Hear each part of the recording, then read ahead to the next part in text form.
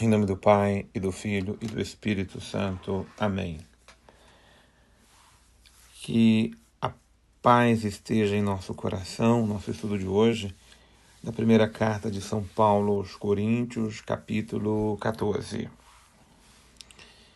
O versículo 1 já começa nos dizendo: empenhai-vos em procurar a caridade, esperar igualmente aos dons espirituais, mas sobretudo ao de profecia. Aqui são três coisas distintas, logo no primeiro versículo, que dá o norte de todo o nosso estudo no dia de hoje. Primeiro, o empenho da nossa alma, do nosso coração, da nossa vontade, é, de fato, em viver e procurar a caridade. Mas procurar a caridade como a virtude, como o dom, como o carisma mais necessário. O capítulo 13 já foi muito claro para nós, explícito para nós, sobre a superioridade, sobre a primazia, sobre o foco que a nossa fé precisa ter na vivência da caridade. Mas sem, contudo, deixar de aspirar aos dons espirituais. Porque pode cair na extravagância de alguém dizer: não, mas eu sou uma pessoa muito caridosa, eu amo e o amor faz parte da minha vida. Sim, mas quem ama a Deus procura edificar a igreja de Deus, os irmãos do Senhor, e os dons carismáticos, eles têm essa função. E entre esses dons espirituais, deve-se prevalecer a profecia. Por que se deve prevalecer a profecia? Sobretudo em detrimento ao dom de falar em línguas. Profetizar quer dizer falar em nome do Senhor, de modo que todos possam compreender, entender e ficarem edificados com aquilo que está sendo falado. O falar em línguas é aquele fenômeno que você realmente fala línguas estrangeiras, ou línguas desconhecidas, ou línguas arcaicas, ou línguas ou sons não compreensíveis, não confundido com a glossolalia, aquele dom de orar em línguas e em que você ora de forma confusa, mas mesmo o falar em línguas ou orar em línguas, ele nunca pode ser o dom que sobreponha aos dons espirituais, porque se você ora em línguas ou fala em línguas, é preciso deixar que Deus fale. Deus fale, Deus traga a interpretação, Deus traga a direção, aquilo que Deus quer dizer com a oração que eu fiz. Sobretudo se tratando para uma oração feita em assembleia. Na oração pessoal, o falar em línguas, ou orar em línguas, ele tem uma outra contextualização, porque ele serve para permitir mesmo que o Espírito penetre a nossa alma, penetre o nosso coração. Aquele que profetiza, inclusive, diz São Paulo no versículo 3, fala aos homens para edificá-los, exortá-los e consolá-los. Então a profecia é o dom de edificar a palavra de Deus, de exortar em nome de Deus e consolar em nome de Deus. Todo padre, todo pregador deve ser profeta, um homem orante, mas que deve falar na autoridade que vem da palavra do Senhor. Por isso o desejo é que se profetize nas assembleias, o desejo é que se fale realmente assumindo a palavra de Deus no sentido profético que ela tem, de renovação, de purificação, de edificação e tudo aquilo que a palavra de Deus é capaz de fazer em nossas almas e em nossos corações. Agora,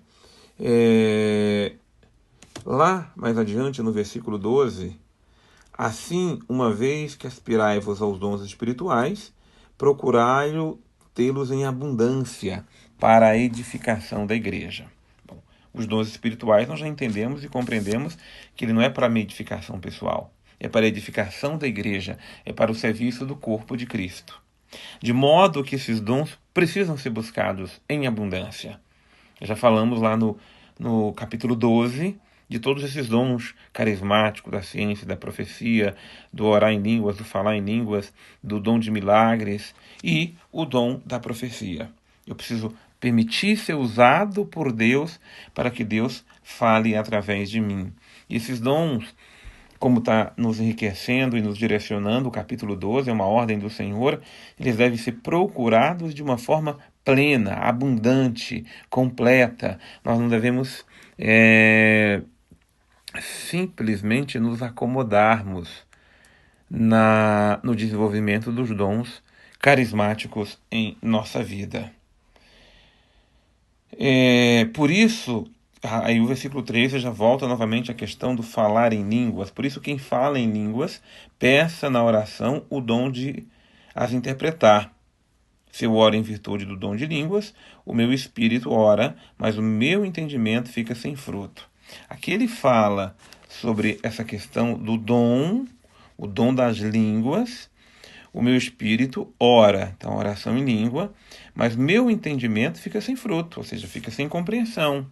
Eu não compreendo quando eu estou orando em língua, porque eu estou falando sons inenarráveis, capazes de ser interpretados ou corrigidos, a não ser por Deus que sonda os nossos corações. Mas, então o que fazer, nos diz o versículo 15?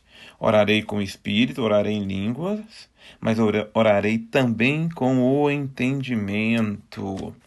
Então o versículo 15, ele dá para nós qual é o sentido, a forma de fazermos oração em línguas.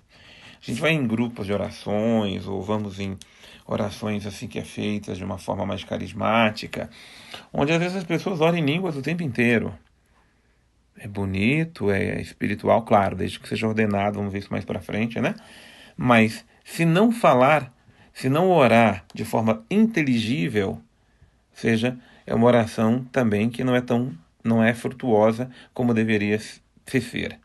Então, ela começa com uma oração inteligível, pode-se ir para a oração em línguas, mas ela precisa sempre terminar com uma oração inteligível, porque a mente precisa do alimento que a direcione. Por isso que a palavra de Deus nos chama a atenção para esse ponto. Lá no versículo 19, mas prefiro falar na assembleia 5 palavras que compreendo para instruir também os outros a falar 10.000 palavras em línguas. Porque aí você... aqui é uns extremos que havia na comunidade dos coríntios, e muitas vezes é um extremo que tem também muitas comunidades, onde se sobressai o tempo inteiro o orar ou falar em línguas de uma forma ininterrupta. E a oração do grupo o tempo inteiro é oração em línguas. E não há alguém com um verdadeiro discernimento, porque tem que ter um verdadeiro discernimento dos espíritos, que tem o dom de interpretar, de dirigir, porque numa assembleia, não pense que todos estão com o mesmo dom, não pense que todos estão com a mesma abertura, carismático, assim por diante. Por isso é sempre importante que se tenha alguém que vá direcionar essa oração. E alguém, inclusive, que faça essa oração num bom português ou na língua vernácula que seja compreendida por todos. Esse irmão, ou os irmãos que direcionam a oração, tem que ter o dom de direcionar a oração de fato para Deus, mas para que ela também seja vivenciada, saboreada por todos os que estão na Assembleia. Irmãos, versículo 20. Não sejais crianças com tal modo de julgar. Na malícia podeis sim, sede crianças, mas quanto ao julgamento, sede homens. Tá? Então, não julgar com a cabeça de uma criança ingênua, inocente, mas com a maturidade que é necessária de uma pessoa que já é adulta e não mais criança. O versículo 32 traz um ponto-chave para toda essa questão. O espírito dos profetas deve ser submisso. Né? Por quê? Diz o versículo 33. Porquanto Deus não é Deus de confusão, mas Deus de paz. As nossas orações não são para deixar confusões em nossa mente, em nossa vontade e naquilo que nós fazemos. A oração ela deve sempre trazer paz. Paz para a Assembleia, paz para as almas, paz para os corações. A gente pode estar vivendo os maiores conflitos da vida, interiores ou assim por diante. Mas toda oração verdadeiramente feita em Deus e para Deus, ela traz paz, ela traz ternura, ela traz brandura para a alma. O grande poder da oração é abrandar o nosso espírito, é acalmar nossa alma, é direcionar o nosso coração. É Preciso chamar a atenção aqui daquelas orações que muitas vezes são feitas de forma muito exagerada, onde chega a ter gritos, onde se acha que orar no Espírito, orar em Deus é orar mais alto, e ora alto o tempo inteiro, e não se dá espaço para a harmonia da oração, não se dá espaço para a paz que o Espírito produz em nossa alma, e sobretudo para o silêncio, que é o lugar onde Deus prescruta as almas e os corações para edificá-los na sua paz. Por fim, meus irmãos, nos diz o versículo 39 e o 40. Assim, pois, aspirais a um dom de profetizar, porém não pensar em ninguém, nem de falar, nem de orar em línguas, mas faça-se tudo com dignidade e com ordem. Todos os dons a serem exercidos. Cuidado, o exagero na profecia, nas revelações, e começa a ter coisas exageradas que não são, na verdade, feitas com ordem. Mas, ao mesmo tempo, nunca impedir que se ore em línguas, que se fale em línguas, que se profetize, mas que tudo seja feito com muita dignidade, com muita ordem e com Deus direcionando todas as coisas. Senhor, nós não queremos nos fechar aos dons da graça, aos dons espirituais, de forma nenhuma, mas queremos vivê-los em nossa vida de forma ordenada. Enche-nos, Senhor, com teus dons, enche-nos, Senhor, com teu Espírito, enche-nos, Senhor, com a tua graça.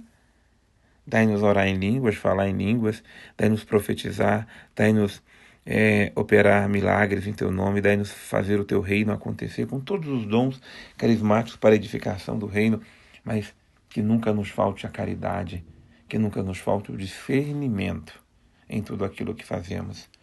Que teu é o reino, o poder e a glória para sempre. Em nome do Pai, e do Filho, e do Espírito Santo. Amém.